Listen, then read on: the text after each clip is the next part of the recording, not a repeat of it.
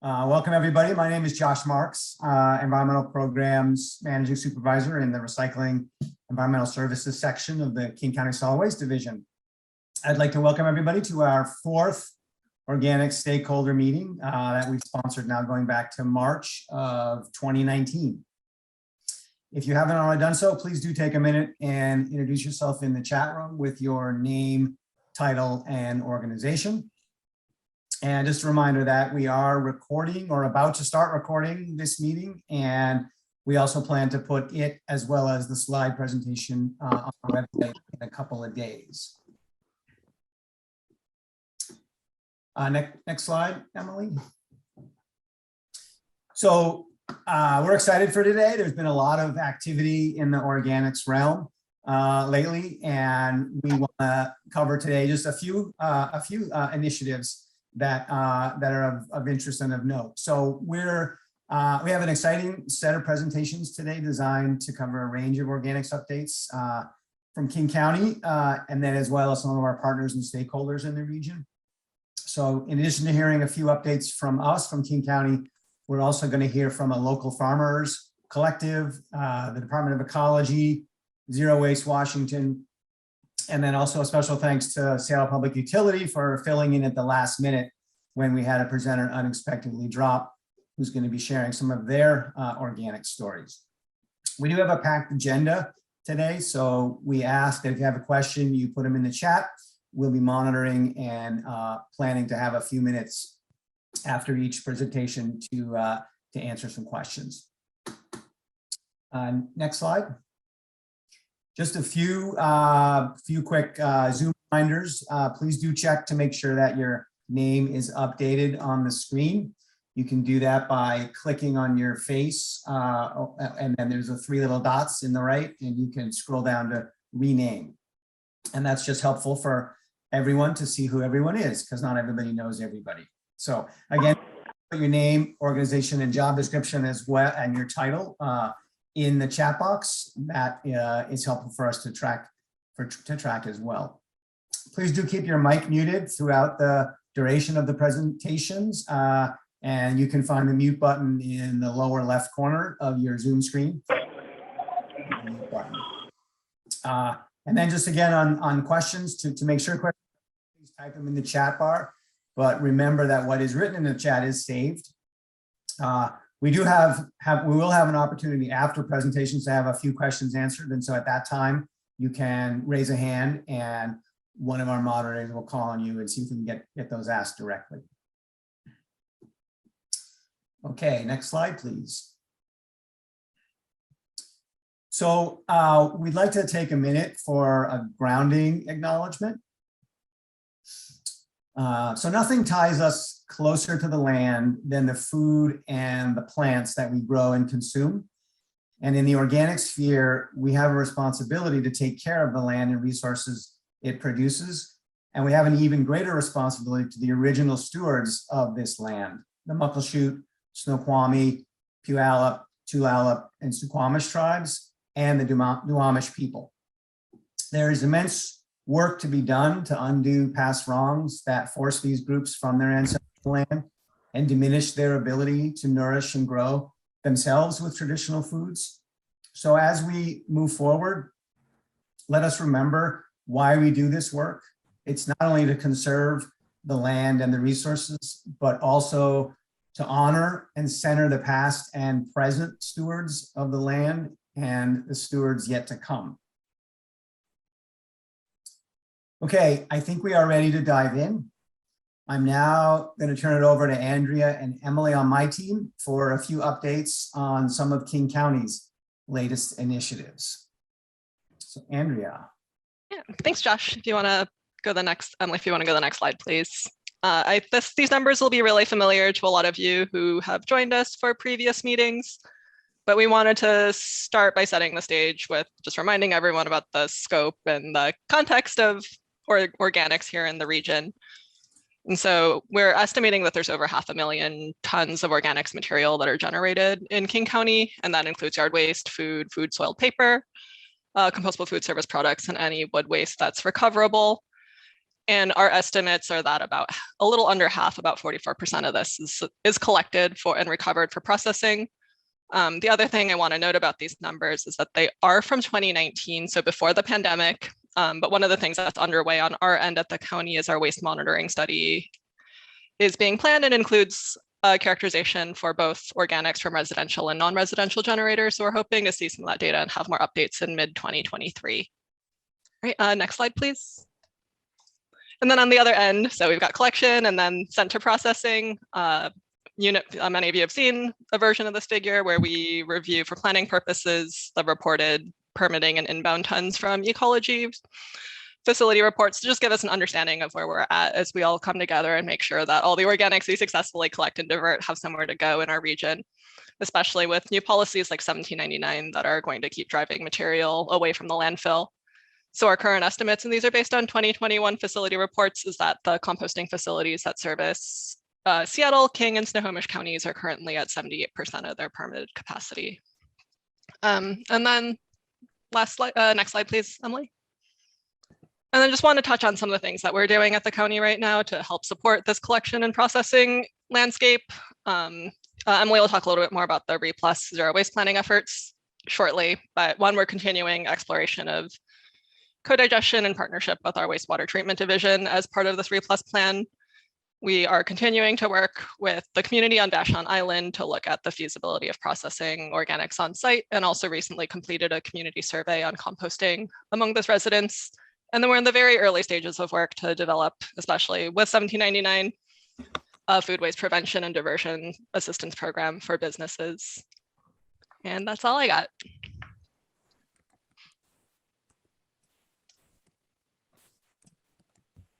As my video comes on, sorry for that slow transition there.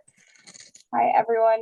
My name is Emily Coleman, and I am the Circular Organics Program Manager at King County. And I wanted to briefly introduce this group to Solid Waste Division's RE+ program. I know some of you know a lot about this. Some of you probably know some, but I just wanted to sort of bring us all together so we have some foundation with this. So RE+ is the roadmap for how we will reach our zero waste of resources goal. This plan will launch later this year and includes organics as one of its priority materials. So why do we need RE+? Sorry, my cat. First of all, sending waste to our landfills contributes to climate change, especially with organics. Also, the current solid waste system is decades old and wasn't planned with the most vulnerable communities in mind. And at our current pace, we are set to fill up and close Cedar Hills Regional Landfill before 2040. So the overall goal of RE+ is to minimize our environmental impacts and move towards a zero waste circular economy while creating opportunities for everyone in King County to thrive. So this is a pretty simplified picture of our solid waste stream. Andrea sort of went over some of the current pieces of organics, but this is how we see the future with RE+. In 2019, which is the left-hand bar, about 1.8 million tons of garbage and recycling and composting was generated in King County. And the good news is 1 million of this was recycling and composting and other sort of those pieces. And then 800,000 tons was garbage. So we are recycling more than we're throwing away. But the bad news is that 70% of what does get thrown away could be recovered and turned into new resources. So the column on the right for 2030 shows how we think things could look with RE+ and if we were successful with RE+. And we see opportunities to both prevent and divert organics from entering the landfill. So this iteration of the plan will include several fast start actions or items that will be first out of the gate. This slide is a bit of a preview of those, and I wanted to focus on the organic actions in the middle. So we are going to be looking at some policies and support around single family collection and non-residential co-digestion. We will also look to support legislation like the recent HB 1799 that Heather Trim will talk about a bit later. We also have a few projects that span multiple material categories, like looking into mixed waste processing, our recently launched circular economy grants, and Next Cycle Washington. Next Cycle Washington is a business accelerator program that supports businesses looking to prevent or divert waste, including organics. And the application period for that is currently open. So we welcome folks to apply or to send out that information before July 15th. That's the deadline. That information can be found at nextcyclewashington.com. And I will share all of these links in the chat in a bit. And so there's going to be a lot more to come on READ Plus, especially as we ramp up towards the official launch later this year. But if you have any questions, you can reach out to the project manager on that, who is Patty Liu in our division, and I will also drop her email in the chat. So next up, I wanted to talk through some updates with our CompostWise program. CompostWise is King County's program that supports end markets, for recycled organics. This program launched in 2019 and has focused mainly on public use and application of compost and other soil amendments thus far, but we'll continue to expand its reach and target audience to more commercial uses and residential uses in the future. Last time we had one of these meetings, we sort of introduced this topic. So I wanted to give an update on our farm pilot. So in 2020, we started a farm pilot supporting farmers on King County owned land with compost.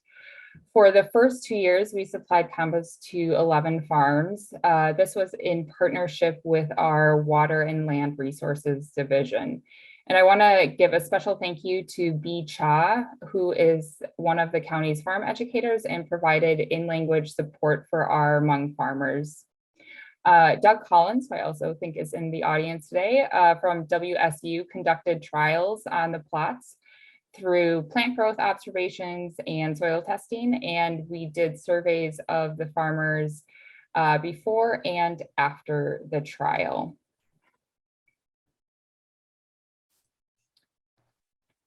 So we will be posting the full report on our website, but as you can see on the screen, farmers had an overall positive experience with compost. They saw improvements to soil quality and plant growth in general. But as you can see, that doesn't mean that that will translate to adoption of compost. So we have more work ahead of us. And in Solid Waste Division and through our partners across the county, we are continuing the support of compost use on farms and are looking for ways to expand our support and programming. So this was just kind of the initial dipping our toes in the water, and we will continue to expand this effort. A few other things of note that we are doing through the CompostWise program. We're supporting several restoration projects with compost this year in partnership with our parks program. So that's something we're continuing since the last time we all got together. We are connecting our agencies with on-call consulting services. You can see Howard Sten in the upper right-hand photo, a landscape architect and compost expert. He is offering insights on a Water and Land Resources Division project at the county. And I know we'll go into more details on HB 1799 later, but I wanted to note that at the county, we are working on the compost procurement ordinance. I know we've heard a lot from our cities that they would like support on that. And we're going to be sharing our draft language with the cities in King County, but that's going to be happening in the next couple of weeks. We're just getting through some internal review, so keep an eye out for that.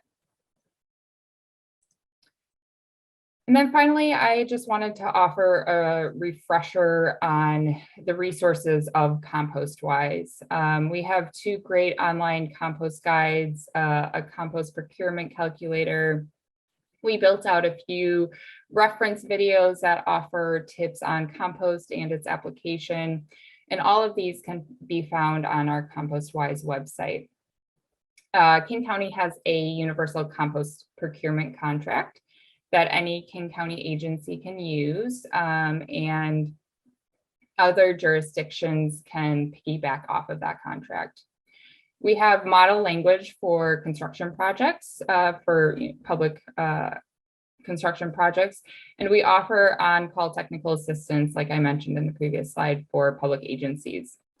So if you have any questions or requests, you can always reach out to our compost@kingcounty.gov email address. And I'll be, again, putting all of these links and emails in the chat. But if there are any quick questions on the solid waste updates, we can get to those now, or we can move along to our next presentation from Ray Williams. Thank you all for joining us.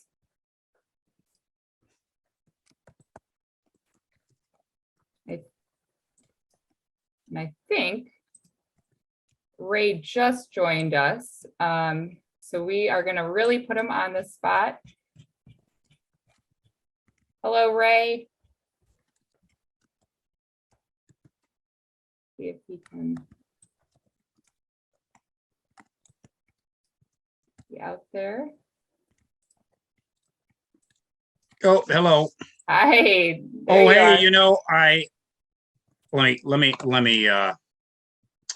put my, so, hi, everybody. Ray Williams here. My computer, when I opened it up, was rebooting, so I went to my phone, and I just made the transition back here. So it's nice to see everybody. I guess you can hear me, huh?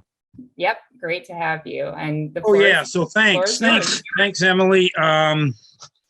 You know, I just missed a bit, but hi, Doug. Thanks for helping us out with the contract trials out at Small Axe Farm. And definitely a shout out to be our buddy and everybody that's out there. I guess as I go through my presentation, we'll get to see some of the connections that we've got. So yeah, I'm Ray Williams, co-founder, managing director of the Black Farmers Collective. I guess next slide. Thanks. I'm gonna, you know, I threw this together. It's definitely not as professional as I think some of the ones that we're going to be seeing today. But I want to introduce myself and talk a little bit about the origin of the Black Farmers Collective. Use this as an example of how different groups of people of color are getting back into the food system. A couple of African American contributors to agriculture, share our projects.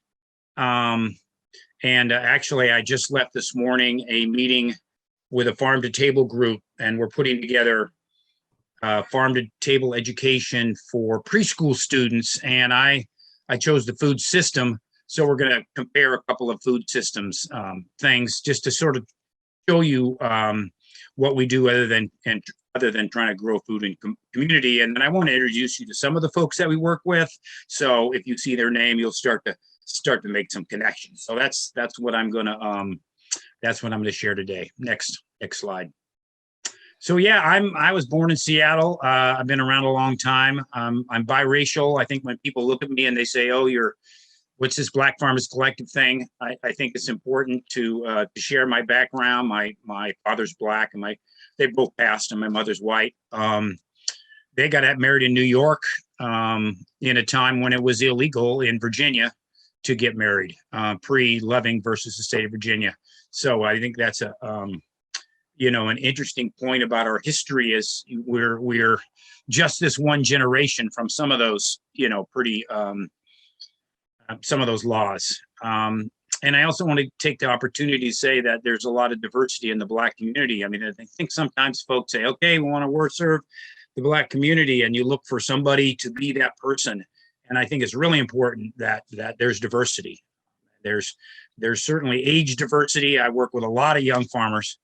And then there's phenotypic diversity and there's cultural diversity, right? And political diversity. So So I got my BA back at Harvard back when it was easier to get in the 70s, and my master's in education at the University of Washington. So I came back home and became a career science teacher.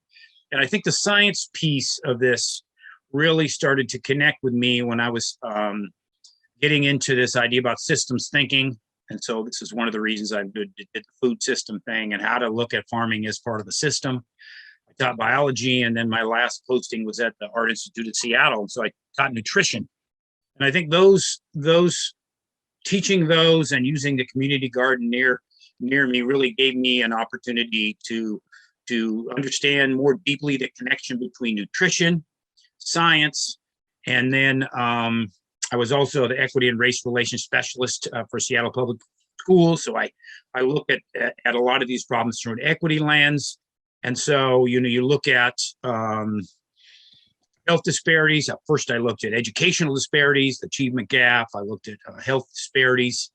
And so one of the reasons I had been doing this work and ended up founding this organization was to really try to reduce health disparities in the Black community, right? Next slide. And so, I've done a lot of work in community because I like to grow things. I like to build things. So my way of trying to serve is to help people grow gardens and talk to kids about food and growing food. And so it's been a long effort, but the actual Black Farmers Collective was founded in 2018 as a group of us got together to bid on putting a farm on the freeway right away in Seattle, right next to Yesser Terrace. They're redeveloping that housing project, and Seattle Housing had put out a RFP. You want to make a farm, and so we got the bid. I left there this morning. We're farming the freeway right away, so it's actually Department of Transportation land. But we've turned that into a farm about 7:15 Yesser way. Love to have you come down and take a peek of it if you're in town. My idea was that we would try to create an organization that was Black led because it's important to give young people leadership. And so if you just go ahead and say we're trying to develop leaders, but we want to have an inclusive organization. Well, that's it. And I think that's, again, I make this point about diversity in the Black community because some folks just want to do it by themselves. I think there's a lot of reasons to say, look, we have a great history in the United States of doing agriculture. We would like to reclaim that history by ourselves, for ourselves. I'm mixed race, so I have to be a little more, open to that diversity. And I think in the core of it, we believe that one of the best things you can do for your health is to grow some of your own food, right? Obviously, you're going to eat better. You're going to get more introduced to fresher, better tasting food, but you're going to be outside. You're going to get that stress relief of being in a natural place, doing that. Nothing like doing some weeding to allow you to get out of your own head, right? And just work there.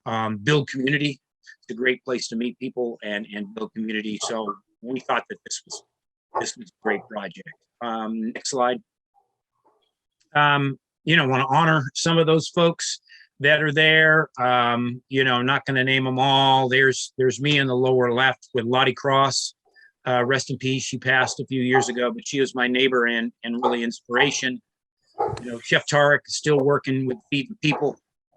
Upper left is Naima and her little niece. I've known her a long time, and actually she was at the meeting. So this is some of the folks that started it. And then we continue to get new folks in as we try to grow this organization. Next slide, please. So why one of the other reasons about doing this work and what I share is why try to get Black people back onto the land, right? That most of our textbooks show this negative relationship, the Black community and farming, right? You learned you were enslaved. They may actually have called you a slave as opposed to being a human, but being enslaved, and that's turned a lot of people off to the profession. That is can be a lot of work, can be very rewarding, and then I think the news, and it's been in the news today, or at least I've been following it. revelation about how Black folks were really systematically pushed off their farms. And so, you know, we're trying to say that, yeah, we have a history. And now we worked on plantations, but shipyards, construction sites, offices, you know, the African enslaved people and later African-American, Negro, Black has really helped to build this country. So I want to put that back in the minds of young people. They can be proud of themselves and possibly go into profession that gets them outside and they can enjoy that. Next slide, please. Right, and so I try to share some of that history here, and so bear with me as I try to bring this up. And I'm sure a lot of folks, you know, on the call are aware of this, but it's certainly it might be a new thing, in that this was skilled labor that was stolen from Africa and brought over here, and in many respects, the labor and the skill built this country. Now we think about cotton, but the first major products were rice, and the Carolina rice and the coastal rice industry really grew the food that built this country. So I think that's an important thing to think about in terms of a contribution, right? Skill, how do you create the space to grow the rice, and then how do you do it? Next slide. I think we're, you know, all taught about George Washington Carver, and he's the guy that did the peanuts, right? That was the big deal. But, you know, he was a scientist and inventor. Crop rotation, he pushed that to try to nitrogen fixing legumes, right, to try to revitalize the soil. And then he looked at value-added products, and this is the peanut piece, right? So an important contributor both to the Black community and to the economy of the country, you know, as a whole. Next slide. The last guy I'm going to share, Booker T. Watley, he was at Tuskegee as well, and he was more about the business end, the small farm operation. The clientele membership club is what he devised to help Black farmers connect to the Black community so they could support each other, right? You'd be part of this club, you have a membership, and now we call that the CSA, right? So it's a way to get money into the farmers' hands so they can do that crops. And so this is something he developed back in the day.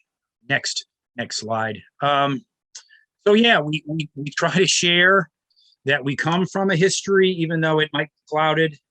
You know, slave work, I'm not doing that. But there's a lot of good things about it. And so I thought I'd share our two farms. Yes Farm is like I say, it's the freeway right away. I just left there, and they're starting to build on the Seattle housing side. So we're going to be farming up against a mountain. We're going to lose some of our morning sun, but we do have great southwestern exposure. You know, we're partnering with Seattle Housing Authority to get some water to the site. You know, freeway right-of-ways don't have water. They don't have power. They don't have an address. And so right now we have a pedestrian access as we're moving. You know, we're trying to grow food for the local market, and I will share a little bit about that. We want to push some value-added products. We're, you know, had some folks pick some chamomile today. And so they at least will take that home. I guess that's not value-added. You're just making your tea out of that. We also offer training and education and community engagement. We have a lot of youth come down there, led by community groups as well as organizations we partner with to try to bring kids down. You know, it's right in the center of the city. It's finally starting to grow some food. I'm very excited about that. Next picture, I think we have a couple of shots coming up. Oh, here's a urban farm drawing. If you're familiar with the neighborhood, that's I-5 at the bottom, and we are really literally above a 40-foot wall above I-5. And so again, farm days are Saturdays, 10 to 3. If you want to come on down, or if you're in the neighborhood, it's an open entrance off of Yesler. We'd love to have you. Just take next slide. Not watching my timing.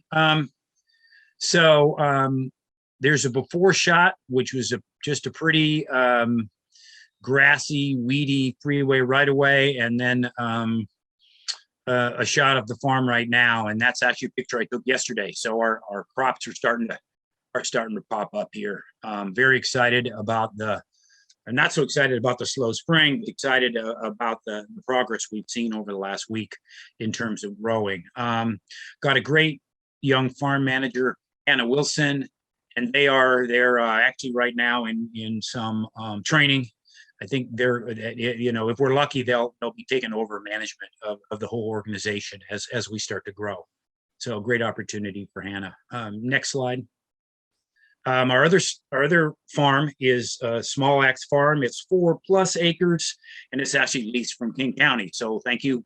I was helping B Chaw try to advertise that they had some farms for lease, and we got a conversation about maybe this is something our organization could take on. And so we decided to try to expand it. And so we've got row crops going out there. Just put up a greenhouse. Our farm manager, Master Clamagoo, is a local guy from Seattle, grew up doing some of the urban farming things in school. And it's great to have him out there learning how to be a manager. He's young. We've got 3 farm interns as a crew out there. And so we're getting some young people some money to go out and learn how to grow. And then we have 2 partner farmers. One that we connected with, who is someone in the city, has done some farming. And then another farmer that I actually have not met her yet, was recommended to us from King County, right? As a farmer that was on another spot, but this Redmond Woodinville sod is much closer to her home. So we're very excited about trying to build a community of farmers on this space to get full production out there. And we went through the compost trial, and we did like the compost. We decided to get some more. I think it's a great opportunity, but this might be an opportunity to also talk about the fact that as a systems thinker, right, you're taking food from a pretty nice growing area, you bring it into the city, you're then mixing that food waste with urban pollution, composting it, and some of that urban pollution is going to stay in that compost, whether it's bits of plastic, whether it's some of the oily residue from the street where the guy scraped up his leaves and put them in the clean green to be taken away. And so I think it's important to think about what are we doing as we're starting to bring to urban, and how much is there, back onto the farms. All right. Is this something that we're willing to do? Because the more compost we do, the more we're joining those two systems. Next slide. Food systems. Yeah. So talk about graphics. The one on the left is from Johns Hopkins, and I use this in my nutrition class at the Art Institute. The one on the right is right out of my notebook as we're starting to think about what's going on with how do we describe the food systems to preschool kids.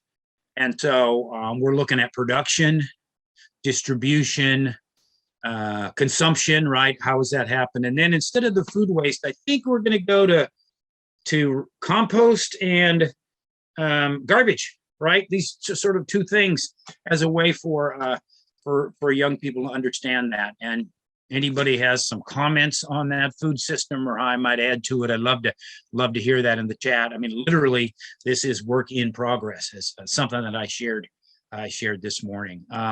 As another part of our work, including trying to grow food, and the title of this is growing a Black food system. So what we're trying to do is just support folks at every spot in the food system, just so everybody can take advantage of all the opportunities that exist, right? And so next slide might be compost and food sharing. Oh, thank you.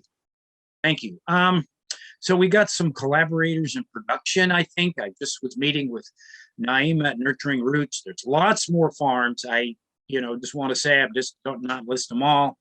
And then Marcus Henderson, Black Star Farmers, came out of CHOP, and he's done some radical farming.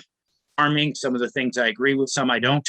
But I think on the level of supporting each other as farmers, that's what we're doing, right? So there is a diversity of how you go about it, what's your methods, But I think the goal is to try to grow good food and build community around that food and build an economic base. And so those are our production. Next slide. So we've got some great collaborators in distribution, and there's way more, but I want to raise up Chef Ariel for being a chef and wanting to try to do her part and realizing that getting good food to hungry people was one of the most important sort of things that one can do, especially during the pandemic. And we grew as an organization during the pandemic, and a lot of our food went to mutual aid organizations. And I think raising the status of those community organizations that took it upon themselves to try to help feed their community is really important. And then I put Rainier Beach Action Coalition because they're working on a food hub down in Rainier Beach, and I just have some fond memories of bringing eggs when I had chickens a few years ago to their student-run farmers market. Right? Another way to get young people involved is through this distribution, and then marketing and distribution. We put all that in there. So if there's a chance to support RBAC or Plant-Based Food Share, love to have you all reach out to them. Next. And then we also do some markets, and the one of the first ones we did was put on by African Community Housing and Development, and they have a great opportunity because they will have a little market. It's down in Delridge, trying to bring good food, fresh food to a food desert, but they also will then buy the food that the farmer doesn't sell, right, and put it into their food program. So it allows small operations to go down and get some really be guaranteed to getting something out of this market day. And that's been a fun thing for us. And then El Mercadillo in South Park is another little community market that we started going to and supporting. And again, a nice way for the farmer to connect with a community that they want to serve, right? We're also, I mentioned Mastro. One of his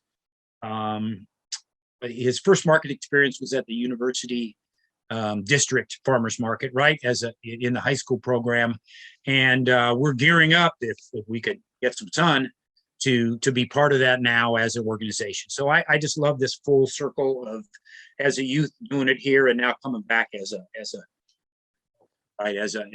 full participant in the market. So that's another opportunity that we're trying to give folks. Next slide.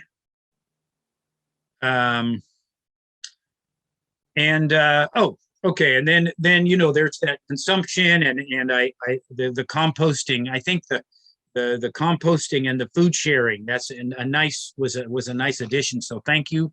This is really an ever changing thing. We like to try to get it to some local restaurants. I know some folks that run restaurants, and so it's great to be able to say, hey, I've got a box of this stuff I just did. Can we get it to you? We also do community cookouts where we try to share ways to cook our food. And then porch consumption's at home. So I've been eating greens from Yes Farm all winter. And so it's great to be able to have fresh greens.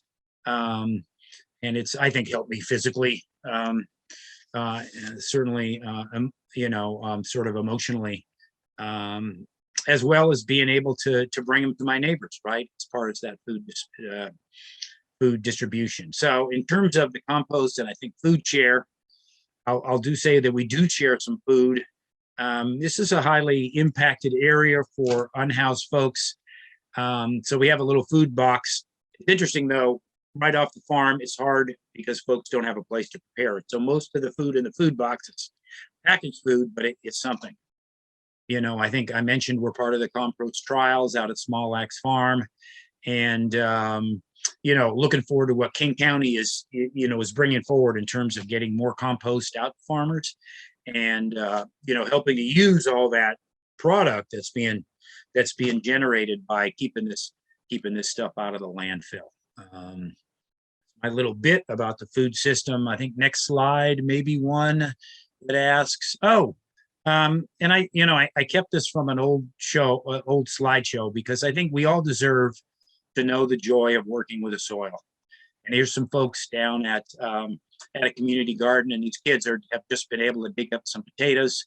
And it just was the joy and excitement, about being part of, seeing yourself as part of nature, as part of the cycle.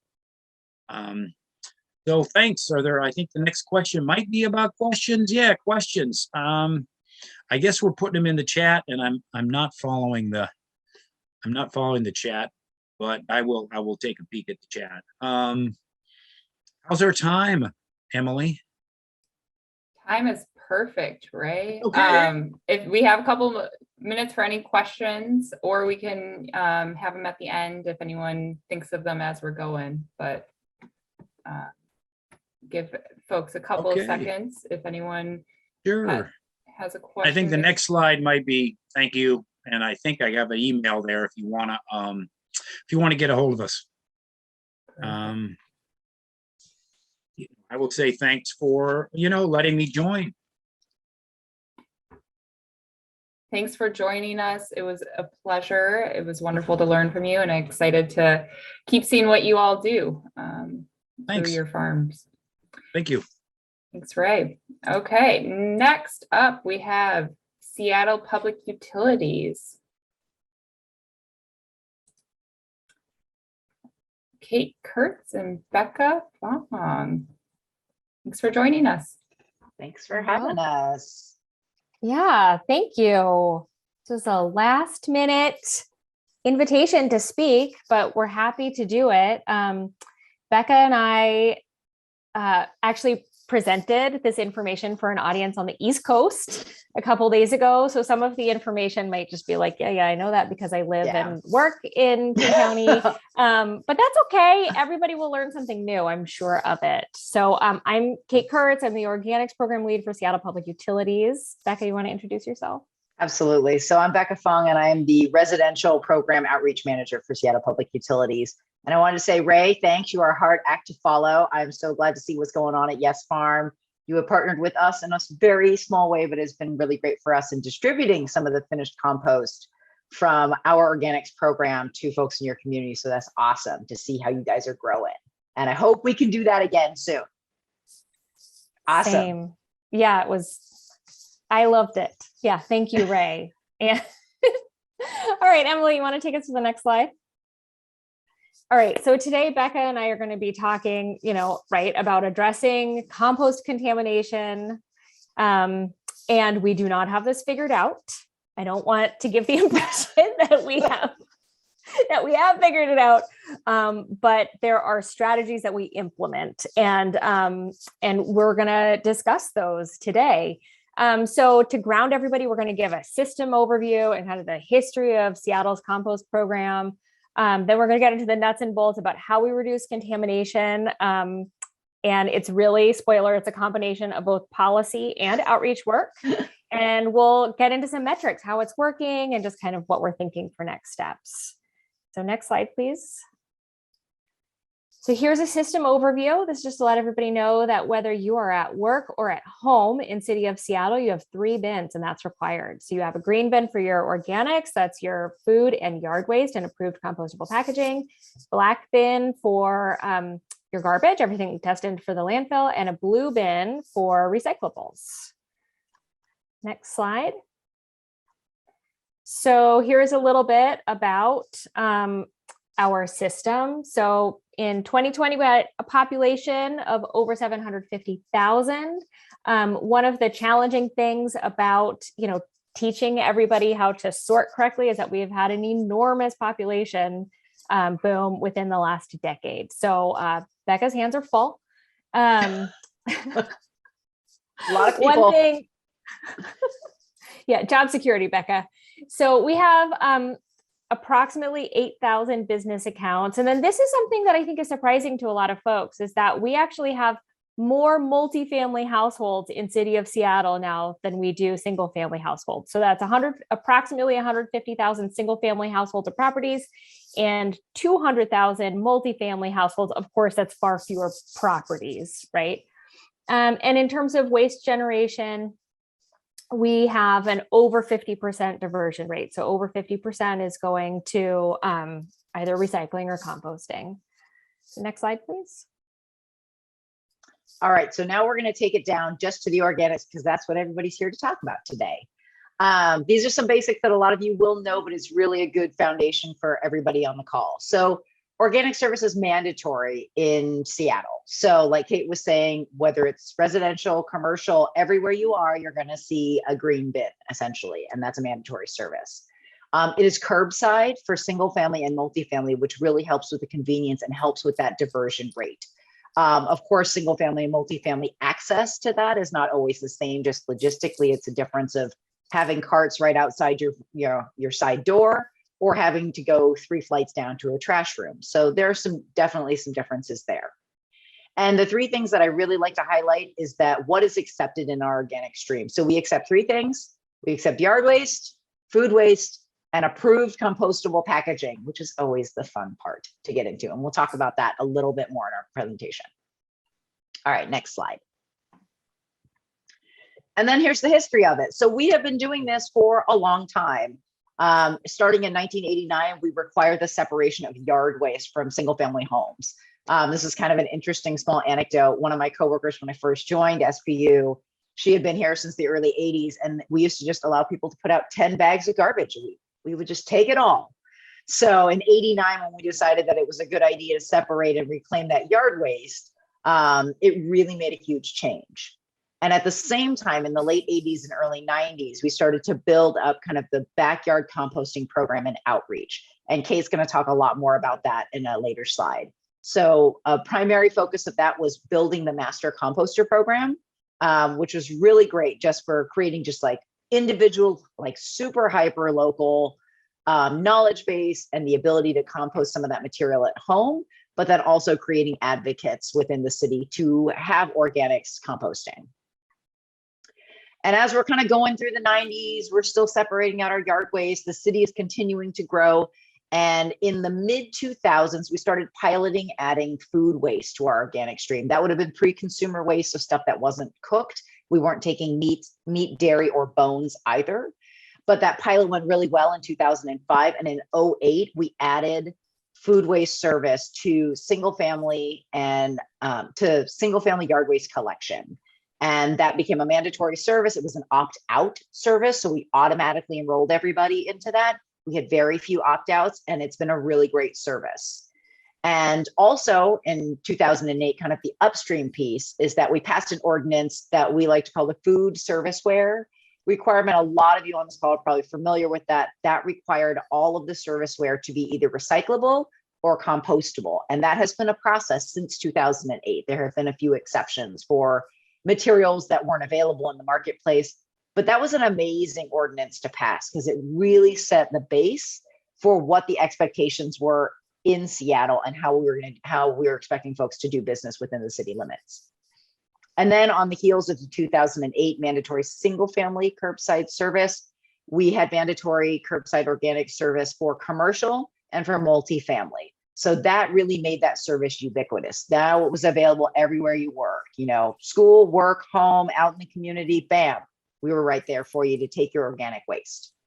And then in 2015, we implemented a ban on food waste and recyclables in the garbage. So it's just kind of this structure of ordinances and then constructing the system to kind of make the default the default behavior is the desired behavior. All right, next slide. So, this is the violating the basic rule of putting up a very complicated graph on a presentation slide, but I'm going to walk you through it really quickly. And the 3 things you need to pay attention at the very top, you'll see the orange line is commercial diversion policy. And you'll see that that starts in 1989 and goes all the way through 2018. And what you'll see at the top is each of those little bricks represents a different ordinance that we passed of impacting the commercial stream. If you look at the bottom, you'll see the gray bar, and that's residential diversion policy, similar timeline. And you'll see that as we progress over time, that middle green line, which is overall citywide diversion, and that number does include recycling. But what you'll see is that as these policies kind of progress through time together, you'll see that the diversion rate continues to increase. So again, it's creating kind of the system the system parameters that we want folks to operate in, and that can really push the diversion. All right, next slide. Great. So pivoting to some of our like original outreach. So in 1986, City of Seattle, in collaboration with the community-based organization Seattle Tilt, created the world's first master composter program. So this was a period of time when the Midway landfill was closing. King County said, you can't bring your material here to Cedar Hills. And it was also around the same time when the infamous New York garbage barge was more or less stranded at sea with nowhere to take its load. So solid waste like suddenly became a really, really big deal in City of Seattle, and determining like what we were going to do with it. And there were some folks from the community, including some of you guys might know Jeff Gage and Carl Woostwin, and there was somebody else who I'm blanking on their name right now. But they said, we can teach people how to compost in their backyard. And a couple years later, actually, Howard Sten helped create the curriculum, the formal curriculum. He's still working in our area, helping with compost issues and soil issues, which is great. And what happened was, in conjunction, the city and TILF started creating these solid waste advocates through a formal training program. So approximately 30 folks intentionally recruited to be diverse, both racially and geographically diverse from across the city, were recruited, trained in details about how to do backyard composting in exchange for a promised number of hours of volunteer service and community engagement. And so today, the program has been continuously active throughout all of these decades, nearly 40 years now. And so today, you know, we have curbside collection, right? But we're still teaching, a lot of people still want to know how to compost on site, whether it's at community gardens or in their backyards or a worm bin on their apartment balcony. People are still interested in this, but we're also giving them training on how to do community engagement, how to teach this, right? We also give them detailed information on our recycling system. So we've expanded the scope from beyond just composting, but to really be comprehensive solid waste advocates. And soil building, how to use this material, the finished material, to create beautiful and sustainable landscapes. And what that program did, if you go to next slide, please, Emily, was that it created a lasting community ethic in our city. So Becca talked about how, you know, in the 80s, you could put out eight bags of garbage. You know, 10 bags of garbage.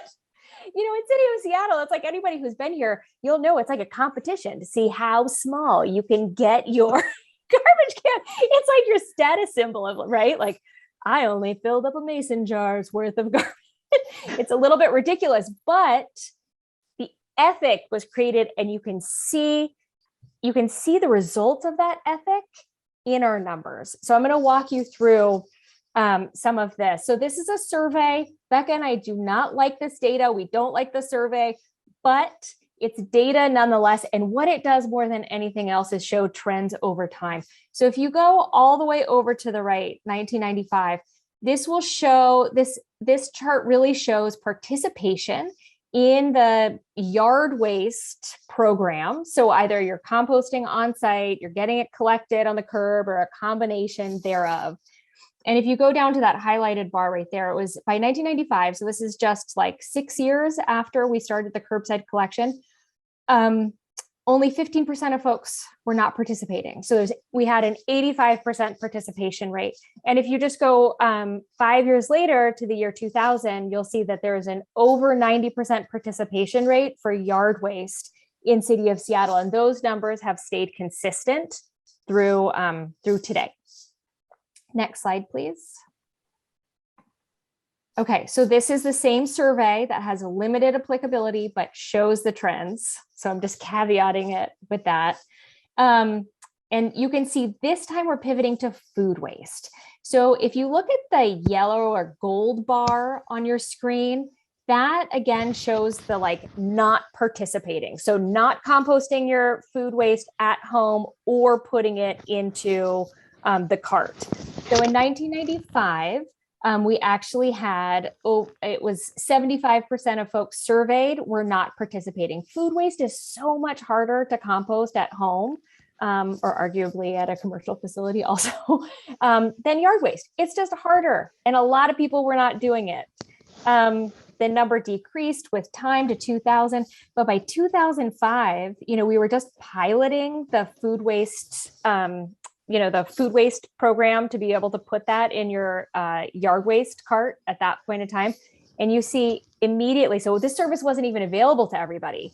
And immediately we saw an enormous drop. So only 35% of folks were not participating. And then you go to 2010, at this point, it is available to everybody citywide, and you have an over 90% participation rate. And again, that has stayed consistent. And so what this really shows is that the community ethic it's already there, right? We already have this in our community. People want to do it. They want to do the right thing. They want to participate. And so when we introduce a program, what we've seen is a very immediate adoption of that program. And I have to think that that's a combination of really, really good communication, intelligent communication from people like Becca and my other coworkers at City of Seattle. And also these volunteers who are our solid waste advocates out in community. So now I'm going to pivot to show you some of our contamination data, because this is really important, and contamination is a big deal, and it decreases. It's just a big deal. I don't need to explain why contamination is a big deal. So if you look at our most recent composition study, and it's from 2016, I'm sorry, I was hoping to have current data, but we are actually collecting it right now. So the report is not ready to share, but it will be later this year.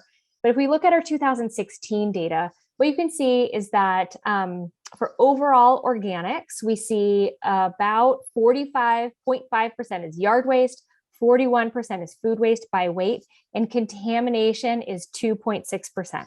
The majority of the contamination that we see is really plastic. Next slide. But I want to show you this. This is a busy slide, but I think this is really important, because when we look at contamination, we look at the composition of any of our materials, whether it be recyclables or garbage or organics, we look at it by sector. So we look at a single family sector, so that's over on the left, multifamily, which is in the middle, and commercial, which is on the right. So if you look at single family, this shouldn't be surprising to anybody. You see the vast majority of the weight is food waste at, I think that says 78.6%. Food waste is much lower at 12%, and contaminants are less than 1%. If you look to multifamily, of course, now it's majority food waste, and contaminants jump way up to 5.7%.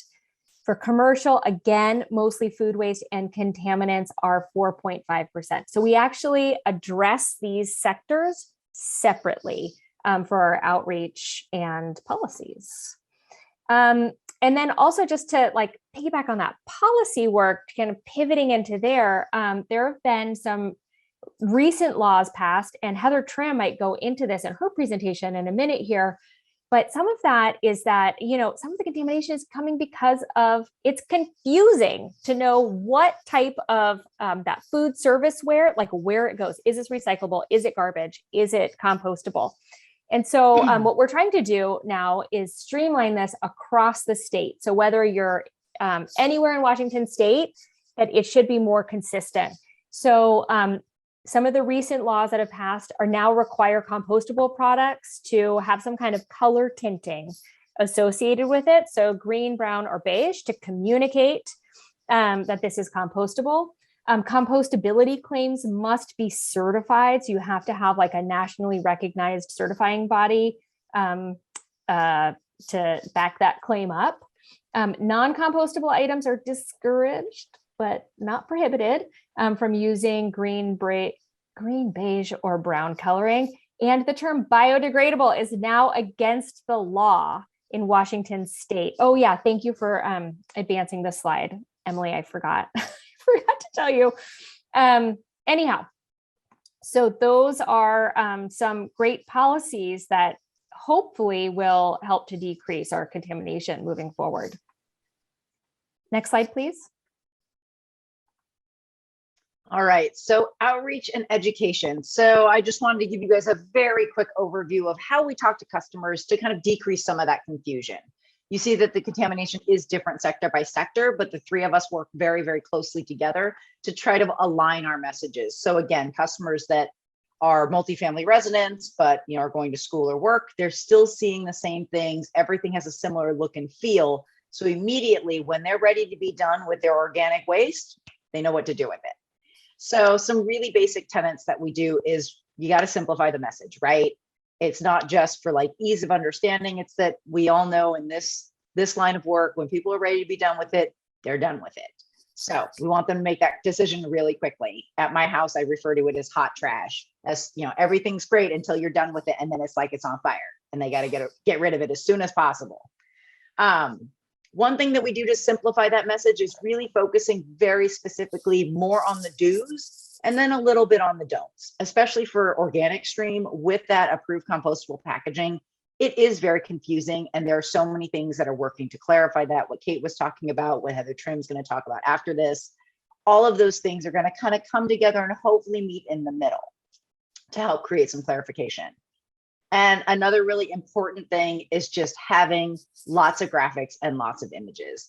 As human beings, we like to see like and like. So if we have an image that is very clearly something that is what we either have in our hand or we're thinking about, it just is so much more simple. All right, next slide. So this is an example of a piece that is more specifically targeted towards the multifamily community. So we are focusing a lot. This is primarily dues, right? This is all about what's going in. And because they have a higher contamination rate, not because they, for anything other than what we find, a lot of it is that people are moving to different communities more. It's a more transient residential sector. And then also it is a lot harder to physically move the stuff from your unit, your apartment to your trash room, to your dumpster. Sometimes it's something as far away as going down 7 flights of stairs across a parking lot and out to a trash area to get rid of your waste. And so a lot of times that's just a lot of extra steps, and people are going to do what's convenient. So we're trying to really focus on the top 5 things in every waste stream. So here you see the recycle and the compost. So again, focusing very specifically on the accepted materials to take out that confusion. So don't stress about the stuff we don't want. Let's focus on the stuff that we do want. All right, next slide. And there are a lot of you on this call who I'm very thrilled to work with on regional messaging. So one of the really great things that we worked on is the Compost Right campaign. And again, using those basic outreach tenets for messaging. We want to simplify the messages, use mainly graphics. And a big part of that is, certainly simplicity, also making sure that the message is very available and transparent without needing to rely on a lot of translation or transcreation efforts. Using the images and then the actions makes it very easy to comprehend what is happening here. And then, of course, the regional effort. This is something that I have really come to appreciate over the years of working with all of you on this call and all the folks in the region. Whereas we started in just King County, actually starting in 2018, when the recycling industry got really shaken up with China's sword, we realized, okay, it is a problem that folks live in Kent and then they come to work in Seattle and the rules seem different. And we would hear that from customers all the time. They would say, I'm so confused. This is so hard. And in the industry, we realized boy, we got a big problem, because while there are some small differences, we really need to focus on the things that we have in common. And so working on regional efforts has really been super fantastic, not just within King County, but also within kind of the larger region, working with Snohomish and with Pierce. And then with one of our other campaigns, Recycle Right, we had the pleasure of working with Washington Department of Ecology, and they were able to use that for statewide campaigns. So that kind of harmonization of messaging is also incredibly helpful in decreasing those contamination rates. All right, next slide. And then in-person outreach, right? You got to just meet people where they are, not just mentally, or you got to meet them physically. So we will go out and we will partner with all kinds of different groups to work with them to bring the message to folks where they are, right? I mean, waste is one of those things that it's everywhere, right? It's everywhere where we are. And so you want to make sure that you are there to help people make those decision points wherever they happen to be when they need to make those choices. And so what's really interesting about Seattle's efforts beyond kind of traditional tabling at events is that we have a really strong ethic to partner with communities and, everything from like community social service agencies to community leaders to individuals within a community who have a very strong ethic in kind of waste sorting. And what's really interesting is it's not just hiring them, it's really bringing them in at the ground floor to work on how is the best way to reach the folks in your community with this information? What are the things that they find confusing and are struggling with? And what is the best way for us to support them? And that can look a little bit different for each community. And one thing that has come out of that, and let's go to the next slide, Emily, is something that many of you are probably familiar with on the call, but some people, when I throw this word out there, they're like, I don't know what that means, is a process called transcreation, which is really this hybrid between translation, it takes it a step further, and the cross-cultural creation of materials. And so you'll see the main piece here is translated into Vietnamese, and we worked with the Vietnamese community, not just to take our where does it go flyer, which is our basic sorting guidelines, to just translate word for word things. We worked with them to identify terms that actually were more resonant within their community, and that helps us create a glossary of terms that we can use beyond this piece. We also asked them, hey, can you work with folks in your community and do essentially some user testing, figure out where things are confusing and concerning, and also adding images of products that are more culturally relevant. We want to make sure that people see themselves in this material, because that really helps drive the behavior. If they have something in their hand, they're like, yes, I have this in my cupboard, then they know what to do with it. The other two pieces, the compost and recycling, those are our decal labels that go on our dumpsters. So those are mainly used in the multifamily and the commercial sphere. And again, you see those in 4 languages.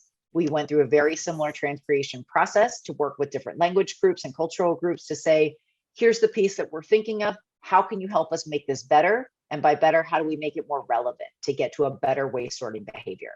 So you'll see this kind of effort that permeates all of our different outreach. All right, next slide. All right, and so some next steps here.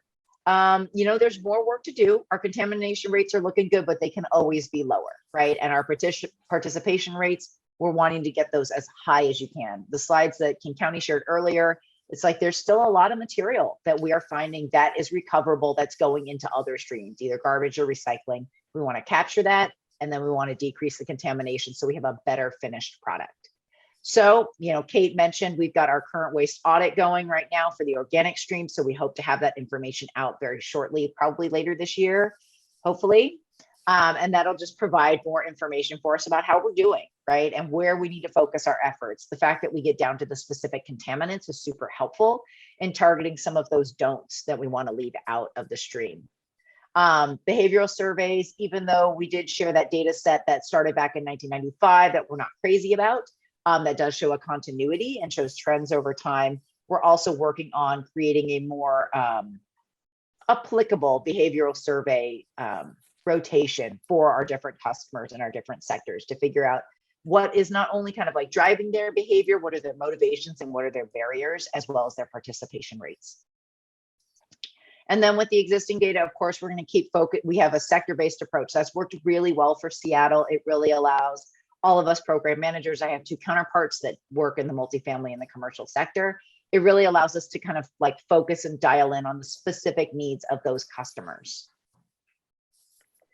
And then Kate, did you want to talk a little bit about next steps for continued work about, statewide policies and things like that? I think we're running short on time. Are we short on time? Just, okay. We're involved. We're just always involved, as really like genuinely engaged stakeholders with all of the policy work. Absolutely. Thank you guys so much for inviting us to come. Yeah, thank you.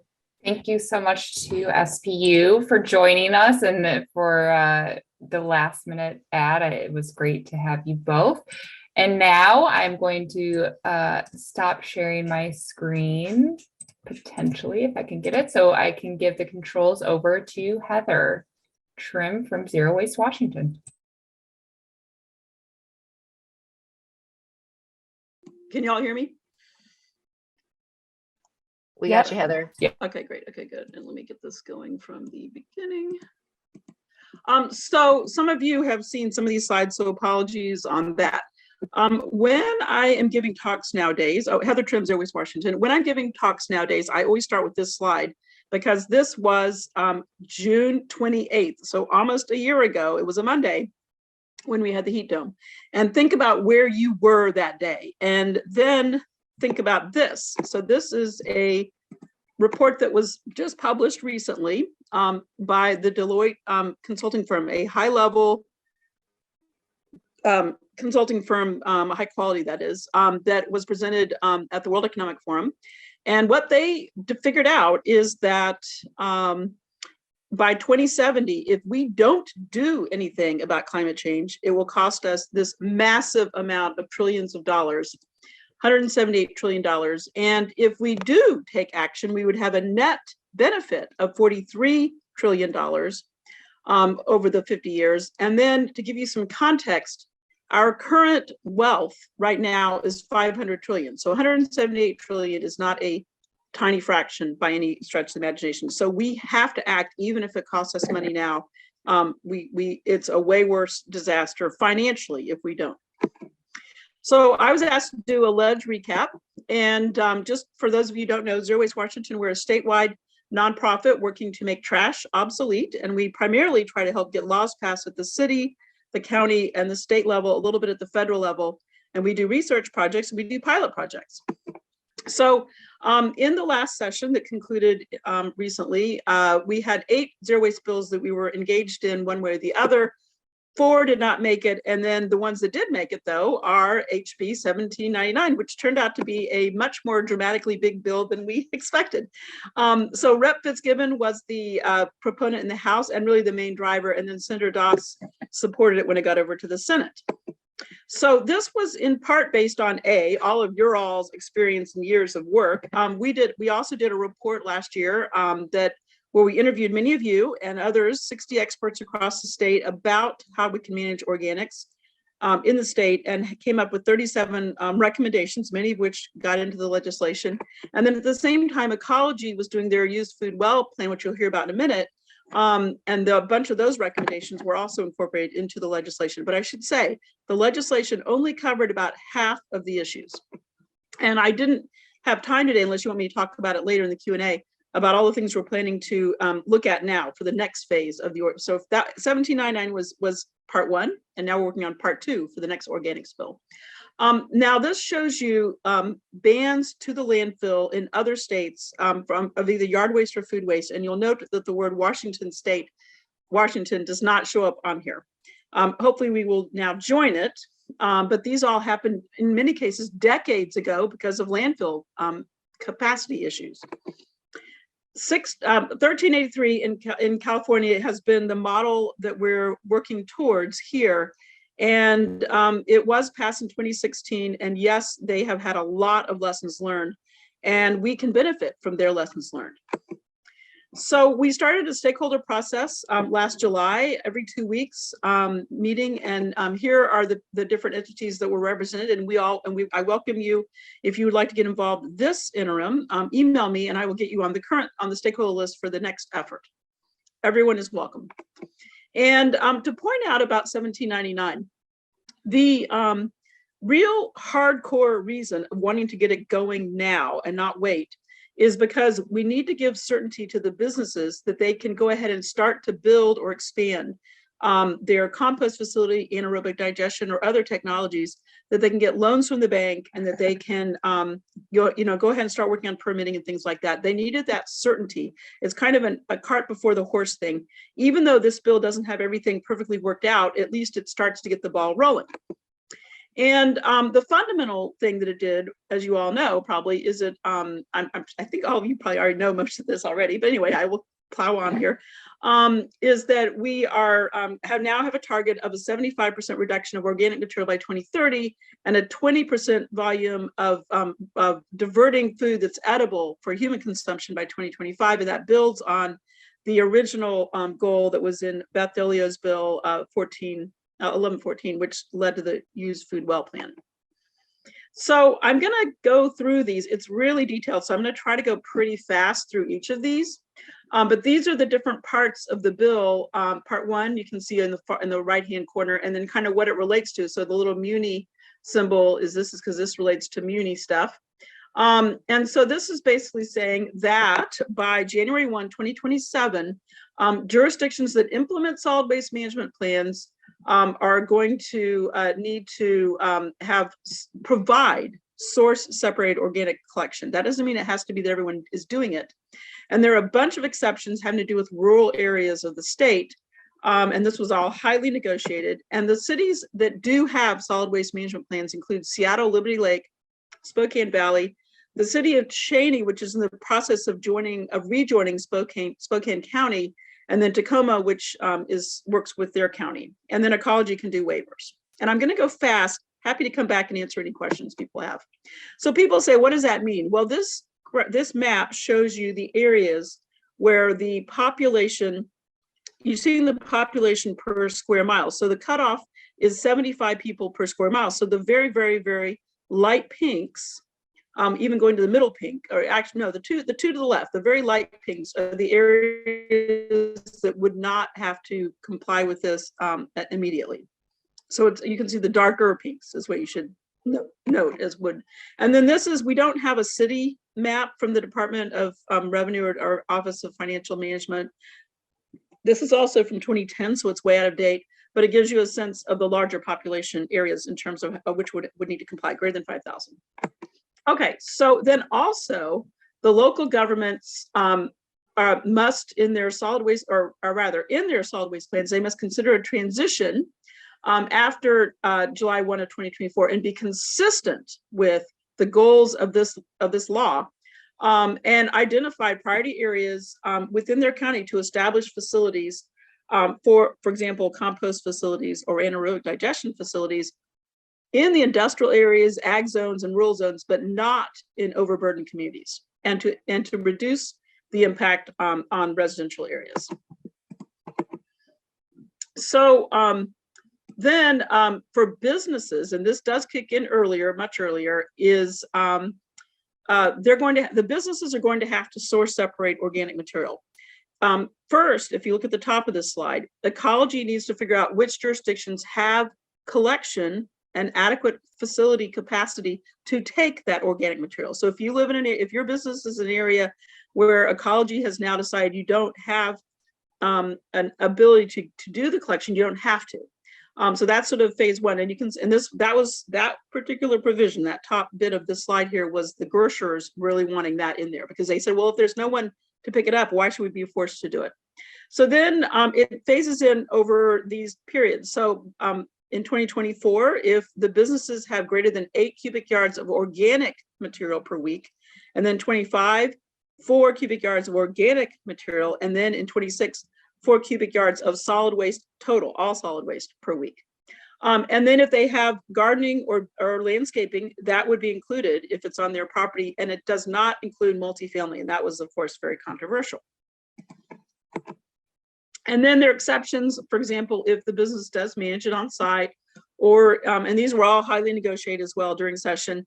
You know, if the waste is coming from harvest of food that then is getting managed offsite by another business, and if there's natural disaster kind of things. So then a big piece of the concern by the local governments is that this is an unfunded mandate. So Paul Jewell with the Washington Association of Counties really devised this section, and this got put into the bill to report to the legislature looking at how are we going to deal with the adequacy of funding for local governments. It's a very detailed thing. I am only high level summarizing it here. And so now let me move into some of the other provisions. So one thing that the law is working on is trying to get more food donations. So we had an existing Good Samaritan law. And what this new law does is it upgrades a few pieces of that. It encourages direct donations from restaurants. They can go directly to individuals, which is a big deal apparently. And it also changes it in terms of the liability for the donor. If they are looking at it and they can say that this is wholesome food, they don't need to be looking at the label that says best by certain dates. That's what this basically boils down to. which is a big deal because the previous thing, they had to be, if it was what the Best Buy dates are, you couldn't donate it.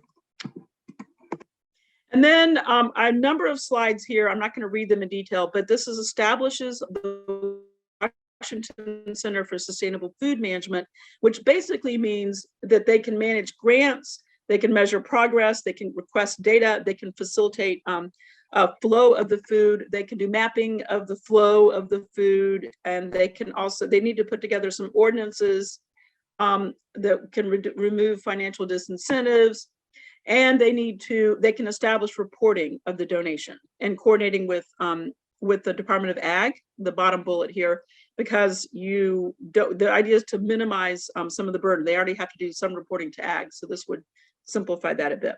Again, I'm going kind of fast because I know it's kind of a lot of detail, but just to give you a really good sort of handle on the bill. Okay. Then ecology can do more model ordinances that a jurisdiction can choose to use or not, to kind of address the issue of the financial disincentives that are sort of built into some of the ways organics are being collected in the state right now. And they will be able, and they're going to do a SEPA review. So that means that the local jurisdiction can do the ordinance without having to do their own SEPA review. So we're trying to make that easier for them. Of course, they don't have to do this if they don't want to. Now, there's an existing, relatively new Sustainable Farms and Fields grant program. And so this law basically added a new category beyond the existing 6 eligible categories. This added that you can use this grant money for compost spreading equipment and to do scientific studies for biofuel feedstock and to support the use of anaerobic digestate. So that was probably kind of in there before, but now it's explicit. And also, and this is a big deal, this establishes a new grant program for farmers that is a maximum of 10,000 K per year. And it's up to 50% of the cost of purchasing compost or the equipment to manage that compost and transportation costs. So this is a really nice thing to basically try to get more compost being used by the farms. And this is a bill that there was a previous bill that that had this provision that the governor vetoed because of COVID, and that was only a pilot. This came back bigger. So it's now a permanent program, and the money was put in the fiscal note, and so there is funding for at least 2, maybe 3 years in the budget. And then the existing Public Works Board has money except that right now it's been swept for education, McCleary and stuff.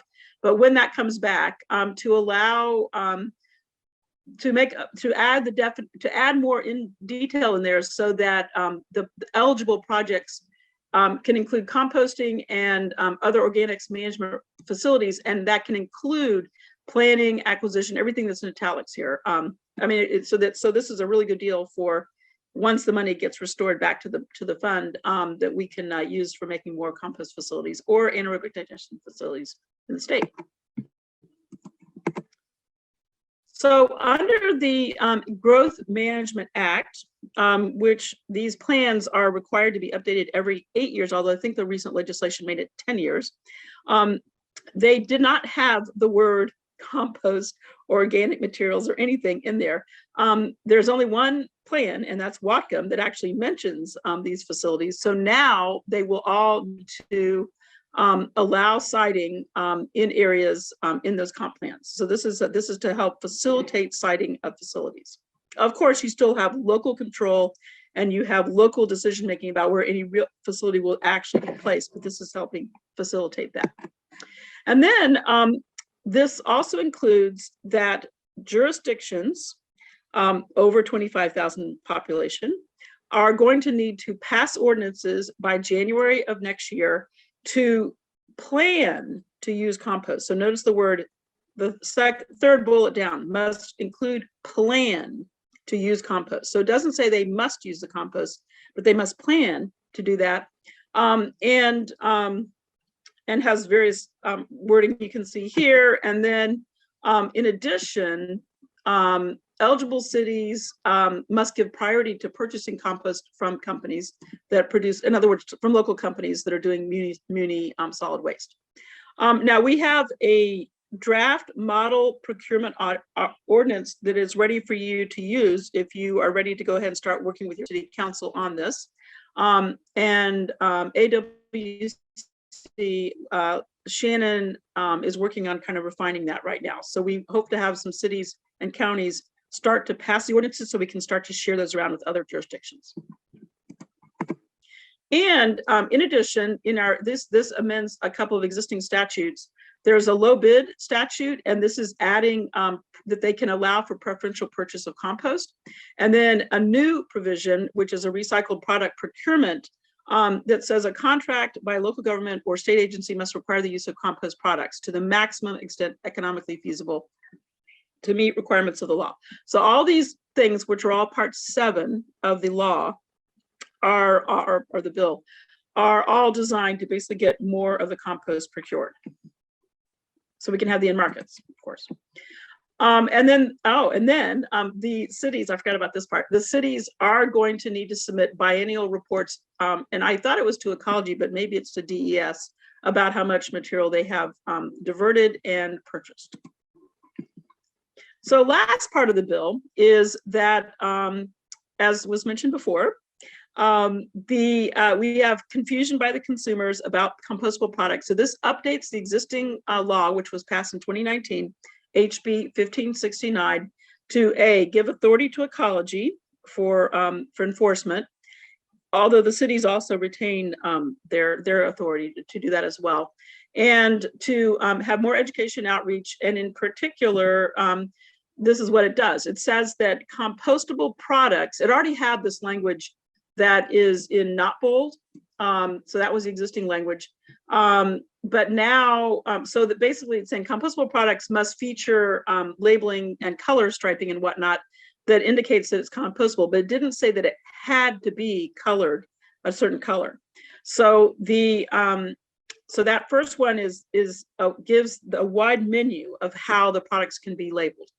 The second thing is that second bullet is that film bags, compostable film bags, can now be tinted or colored with the color beige and not just green and brown, green and brown. And then the big thing is the third big bullet down, which is that food service products or food contact film, now, if it's compostable, must be at least partially colored or tinted green, brown, or beige, or have a stripe. This is the big game changer in this section of the bill. And then lastly, if it's non-food contact film, so think about a pillow you get your Amazon box and you have those plastic pillows. If they make those compostable, those must be green or have a green stripe on them. It's not about brown or beige. For them, it's just green. Okay, that was a lot to go through. And this is just a quick summary image that I use for talking to the public about the bill. So I gave you all the detail, and this is what I tell the public. And here's a recent article that shows the impact of 1383 in California. There has been a huge increase in the number of new facilities coming in. You'll see that I highlighted in yellow. Our companies here in Washington, serving Washington, so Waste Management, WM, Republic Services, Recology, and others are investing in lots of new composting facilities. So we need to have the same thing happen here in Washington. And then I just want to put a plug out. It's related, plastics and litter. There's a litter online virtual summit that's going to be online in July 19th and 20th, the afternoon of the 19th and the morning of the 20th. Here is the link to register for that. It's going to be terrific. We have great speakers lined up. King County is a co-sponsor, is helping plan it. Seattle's helping plan it, and so is Ecology in other cities and counties. And that is the end. Thank you so much, Heather, for that run through. We are running a little bit short on time, so if folks have questions for Heather, please throw them in the chat, or maybe we might have some time at the end. So I am going to reshare my screen and hand it over to Jade Monroe from Ecology. Thanks, Emily. Can you hear me okay? Yes. All right, and I can stay kind of high level too to make up some time on some of the recommendations. So we can be nimble. Thanks, Jade.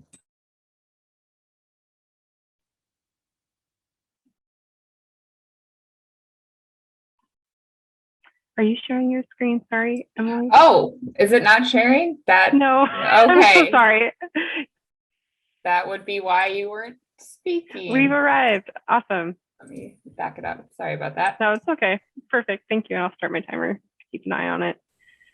All right. Well, thank you so much, Emily, and for all who helped coordinate today. I know I'm learning a lot as an organics professional in Washington, so this is a great opportunity to learn from everybody. Heather, great presentation on a lot of what I am going to also emphasize. So if you get some marketing from Heather, Trim, and I guess you're welcome. But my name is Jade Monroe. My pronouns are she, her.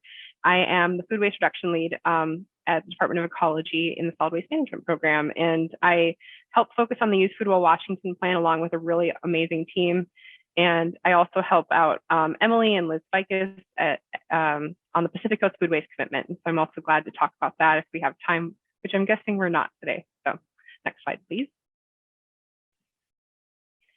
So just to cruise through this and perhaps the next couple of slides, here is the authorizing legislation. Many of you might already be familiar with it and what it required to create the Use Food Well Washington plan, but just a few key points from this page, because I think they're very important to highlight, are the partnerships that were helped by this authorizing legislation really helped make the plan stand out. And you'll see the 5 agency partners below.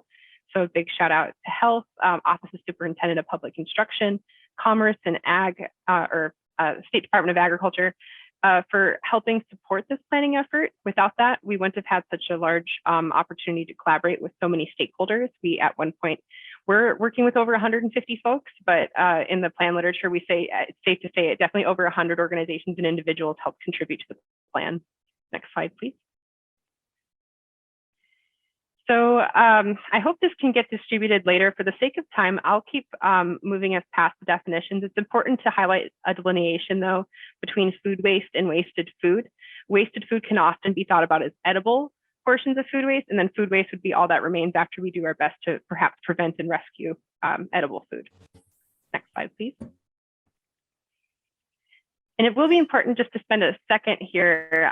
Strategies are also from the authorizing legislation, but a great way to think about, and a lot of what you've heard today, categories of strategies to handle food waste. If you think food waste reduction is the big overarching concept here, we have also prevention, preventing food waste from happening in the first place, rescuing edible food, or the opportunity to get food that would maybe have otherwise gone to the landfill to those who need it. And recovery would be after we make that best attempt through the other 2 strategies of managing all that remains. Food residuals have a lot of embodied energy in addition to valuable products that can be applied to land, for example. So we want to make sure we close that loop through recovery. Next slide, please. So we do have some goals here in Washington, thanks to the authorizing legislation. So since 2019, we've had goals 1 and 2. Reduce food waste generated by 50% by 2030, and goal 2, reduce at least half of the edible food waste by 2030. Also important to note, with a lot of what Heather just shared, we have a 2025 goal for the edible food to be rescued for human consumption, and we'll look at some graphs here in a second. But to summarize, we are aligned with global, national, and regional goals to reduce food waste by 50% by 2030. Next slide, please. So we like to joke that the issue of food waste reduction is a lemon that could be turned into some lemonade. So here are 2 graphics showing that 2015 baseline data and how it relates to these 2030 goals. The 2015 baseline data shows, and this is annual, so if you think about both of them being an annual figure, we generate over 1.1 million tons of food waste annually, and that equals disposed and recovered. And so to meet the goal, we would have to reduce just over 500,000 tons of food waste generated annually. And if you break that down even further, you'll look at the other citrus fruits showing recovered and inedible food disposed. Edible food waste equals just under 400,000 tons annually. So of that 500 and some thousand tons we reduce and eliminate, we have to make sure that just under 200,000 tons of that is edible food waste to make sure that we are not only just meeting the need of those who need food right now, which really in the wake of the pandemic, we found could have been over 200 million Washingtonians at one point in 2020. And so this can be 1 in 4 people in a room. And so this could be any of us. And so it's absolutely critical in this day and age that we go ahead and make sure that edible food is rescued for those who need it. Next slide, please. Next slide, please. You can read that in the plan. We'll start to be, oh, there's some formatting fun. Just to drive home the planning process, because it's so, honestly, it's one of the cooler parts of this work, in my opinion. 5 agencies helped create 5 separate focused working groups, and over 100 experts and stakeholders engaged to make the 30 recommendations. Next slide, please. Nice, this one's pretty. So to really, and I'll spend just a little bit of time on recommendation slides themselves, and I'll kind of frame perhaps on how Heather Trim spoke in the highlights from the last legislative session and how we are moving the plan forward. So if you think about this as like the high level view, we have 30 recommendations to meet the 2030 food waste reduction goals. There are 4 federal policy recommendations. And the reason we really wanted to focus on federal policy is oftentimes we saw a high diversion potential and a high efficiency with resources when it came to the federal level action and then state action. With state policy, we did find 9 spaces to make enhancements to help meet these food waste reduction goals. Of course, funding is needed throughout the food system to reduce food waste. We found that to be the largest barrier, actually, or one of the largest barriers to food waste reduction in Washington. There's a great initiative to do food waste reduction, but sustaining programming requires sustained funding. And then I'll wait on the public education description. Really exciting work happening out of ecology here soon on that front. And then a large portion of the recommendations, you'll see our infrastructure development focus. And this is just a really critical element as we look from moving from our current system to the resilient and food waste reduction levels that are going to be required by 2030. We're going to need to create a lot of infrastructure development and improve a lot of existing infrastructure. Next slide, please. So for this slide, I will just highlight that it is pretty incredible to see that if we can implement the Use Food Well Washington plan comprehensively, we are in a space where we can go ahead and meet the issue of food waste reduction in Washington by potentially reducing 1.3 million tons. If you remember that first graphic, that's practically what we do as far as annual generation. And this has major environmental benefits. But for the sake of time, we'll move to the next slide, please.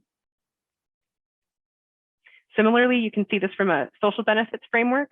And while we do have limited food rescue data as a state, we are seeing that of the data we do have and the ability to apply the best data on food waste reduction to these recommendations, we have the opportunity to rescue just under 300,000 tons of edible food each year, which is critical, again, in the wake of the pandemic's impacts on food security and for food security as a whole in Washington. Next slide, please. And then finally, a big, maybe just to really lure you into reading the Use Food Well Washington plan, the big takeaway for us is that it, just like Heather was sharing, it is economically viable and an opportunity to create a really strong, resilient local economy to boot. When you look at these recommendations implemented comprehensively, we find that after public-private partnerships help get this going, it's actually mostly realized by the private sector as well. And so for every dollar spent, you can see $4 created in benefit, and that has a net benefit annually of over $1 billion. And so mirroring the large scale of what Heather shared with the global economy, we can realize that here in Washington as well. Next slide, please. And of course, this comes with just a slew of non-market benefits. If you think about it holistically, we are, especially with the education-focused recommendations, we are not only able to systematically reduce food waste maybe at the school and institution level, but then you have these little teachers going home and creating a culture at home. And we are then, as a society, able to look at the non-market benefits of using food well and the culture that can provide, and how it also lifts up a lot of our local communities, whether it's through food rescue support or community food hubs. Next slide, please. So this is a nice snapshot of how you can maybe utilize the plan. I know not everyone has a ton of time these days, and there's a lot to read. It's over 100 pages, but we try to make it as user-friendly as possible. The food sector icons, you might be able to identify with 1 or 2, narrow it down and try to find where you fit in through the icons at each front of the recommendations. And then we also have the strategies viewable through icons in a very similar way. And so recommendation 25 is there to show you that on the front of each recommendation, you can go ahead and use those as a tool to navigate the document. Next slide, please. All right. So I'll spend about a minute on each of these. I do apologize. This could probably be its own presentation, but I do want to create space for questions. And so I just want to reiterate, federal policy recommendations do exist in our state plan because our subject matter experts really highlighted the need for federal action. And a lot of these are pretty intuitive when you read the text in the document, where it makes sense that we can have a really nice bang for our buck when it comes to investing in food waste reduction at the national level. Next slide, please. All right, and so one element I would like to highlight is recommendation 5, but before I do, it's important to see that there are state policy recommendations that focus on public-private partnerships and collaboratively reducing food waste and finding solutions together. I think it's important to look at each of these recommendations as an opportunity to work together on these solutions. And so none highlighted better than recommendation 5. As Heather highlighted, this was a component, section 4, I believe, of 1799, and we are actively working on food center implementation. And when we designed this recommendation, we really saw it as the opportunity to help steward the public-private partnerships that we've created through this planning process and continue to build on those and learn from them, and to help facilitate breaking down those silos, as Heather stated, handling a lot of functions, helping really facilitate food waste reduction at the state level. That's where I'll have to leave it for there, probably on this slide. Next slide, please. And of course, there's opportunities, as I stated earlier, on the front of schools and institutions. Some of the priorities that the Office of Superintendent of Public Instruction are highlighting right now are 11 and 12, support a 20-minute seated lunch minimum in Washington elementary schools, including also number 12, support recess before lunch in Washington elementary schools. These are all, of course, important opportunities to reduce food waste, but those are ones that are currently in pilot format and on their way, and have a pretty nice diversion potential when you look at not only what they can do for school food waste, but maybe even material management, as you see the waste audit picture here. Next slide, please. So again, funding really became an issue when we started interviewing and working with our subject matter experts. It's clear that there's an intuition to reduce food waste in Washington in a budding culture, especially when it comes to farm to school partnerships. And really, when we look at who can benefit the most from increased funding, we see opportunities across the food system. And so we're hoping to have that dedicated state grant funding, again, facilitated perhaps through the food center.